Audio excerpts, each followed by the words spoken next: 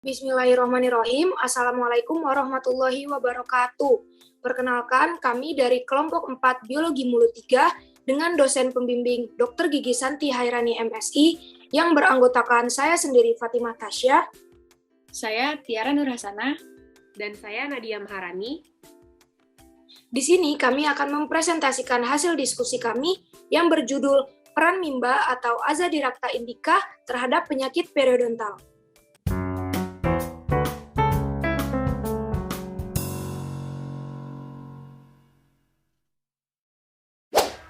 Berikut ini adalah data riset kesehatan dasar 2018 mengenai masalah kesehatan gigi dan mulut di Indonesia. Berdasarkan data Riskesdas 2018, penduduk Indonesia yang mengalami masalah kesehatan gigi dan mulut sebesar 57,6%, di mana yang menerima perawatan dan pengobatan oleh tenaga medis dokter gigi hanya sebesar 10,2%. Sementara yang lainnya 89,2% tidak menerima perawatan. Untuk prevalensi penyakit periodontitis pada masyarakat yang usianya lebih dari 15 tahun adalah 67,8%, yang berarti dari 10 orang penduduk Indonesia sebanyak 7 orang menderita penyakit periodontitis.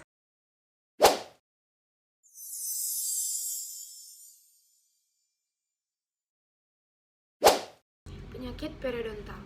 Gangguan ini diawali dengan adanya gingivitis yang jika tidak diobati akan menjadi periodontitis.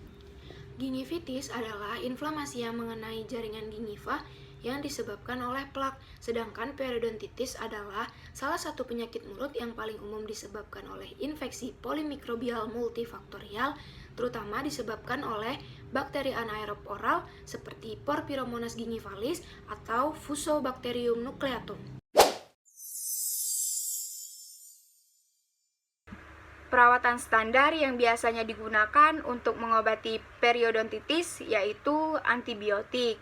Namun, antibiotik ini dapat mengubah komposisi mikroba di rongga mulut dengan peningkatan resistensi bakteri patogen dan memiliki efek samping yang tidak diinginkan, seperti muntah, diare, dan pewarnaan gigi. Oleh karena itu, diperlukan pengobatan alternatif dengan mengutamakan keamanan yang baik, seperti menggunakan tanaman obat atau bahan herbal, yang contohnya yaitu tanaman yang dapat digunakan adalah Azadirachta indica atau mimba. Baiklah, selanjutnya saya akan menjelaskan mengenai Azadirachta indica atau mimba. Azadirachta indica atau mimba berasal dari bahasa Persia yang dimana Azad artinya bebas, Direktat pohon, dan I merupakan pohon yang berasal dari India. Azadirachta indica atau dalam bahasa Sanskerta bisa disebut sebagai Neem atau bisa juga disebut sebagai Arista, berarti lengkap dan tidak dapat binasa. Jadi Azadirachta indica adalah pohon yang selalu berwarna hijau dan merupakan bagian dari famili Meliaceae.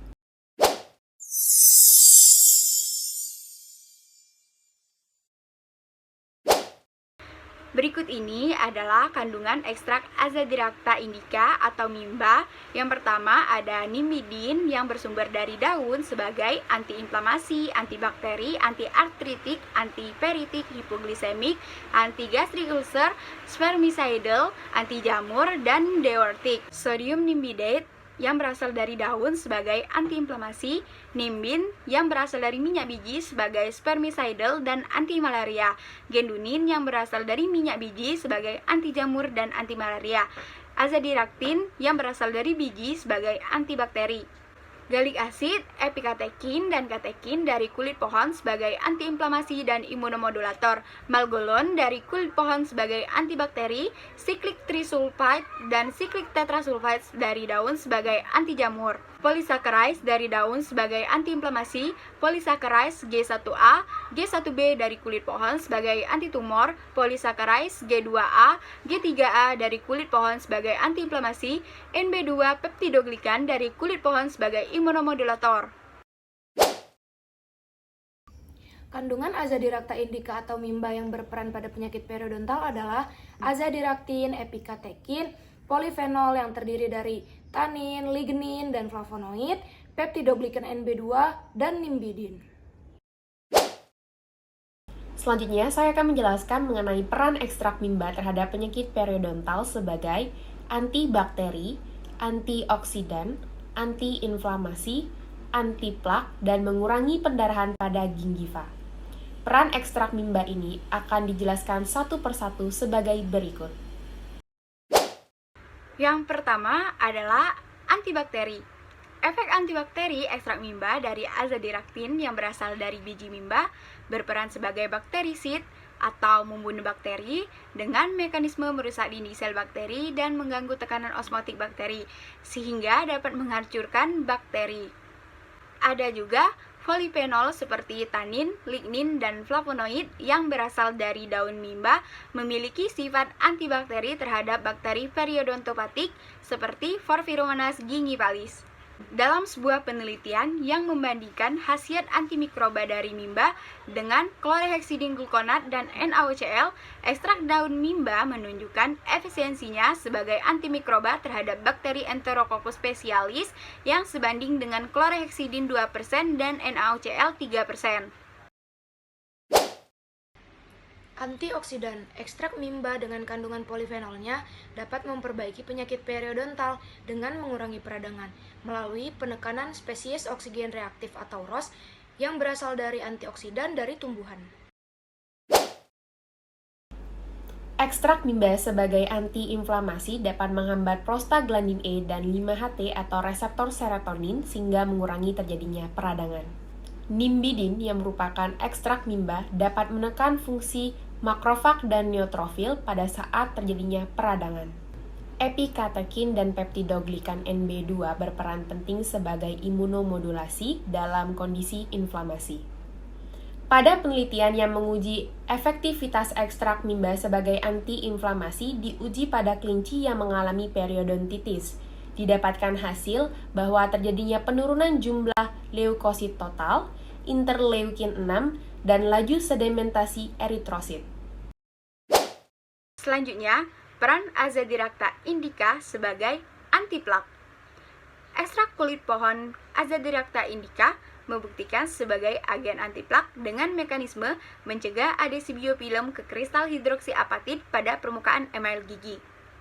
Dalam sebuah penelitian yang menunjukkan bahwa Azadirachta indica atau mimba yang diberikan kepada kelinci yang mengalami periodontitis efektif mengurangi pengendapan kalkulus atau plak dibandingkan dengan kelinci yang tidak diberikan perlakuan. Mengurangi pendarahan gingiva. Dalam sebuah penelitian menunjukkan bahwa Azadirachta indica atau mimba yang diberikan kepada kelinci yang mengalami periodontitis efektif dalam mengurangi pendarahan dan kedalaman pocket probing dibandingkan dengan kelinci yang tidak diberikan perlakuan.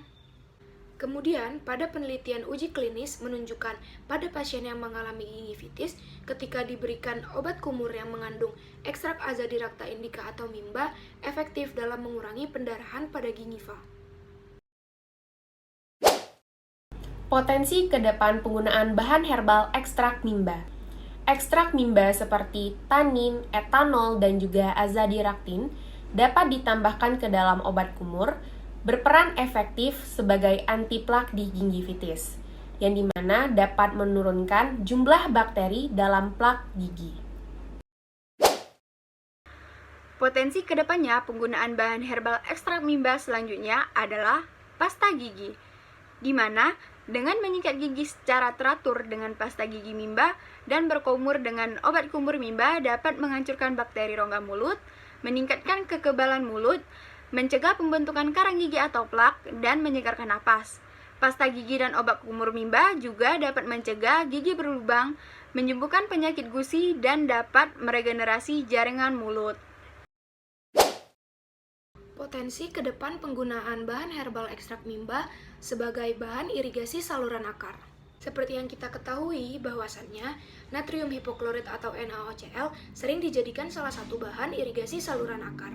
Tetapi ekstrusi NaOCl ke jaringan dapat menimbulkan beberapa efek toksik seperti nyeri tajam, sensasi terbakar, inflamasi, bahkan tertundanya proses penyembuhan.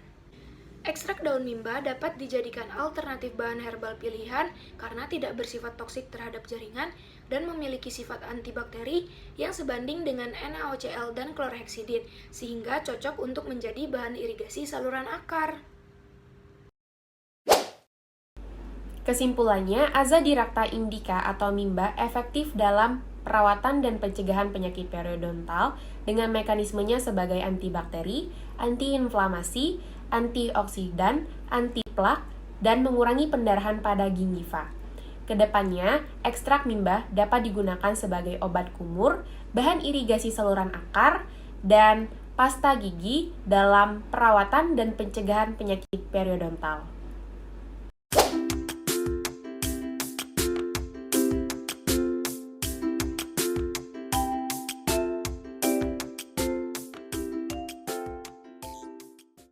Baiklah, sekian dari kami. Kami memohon maaf apabila terdapat kesalahan dan kekurangan. Wassalamualaikum warahmatullahi wabarakatuh.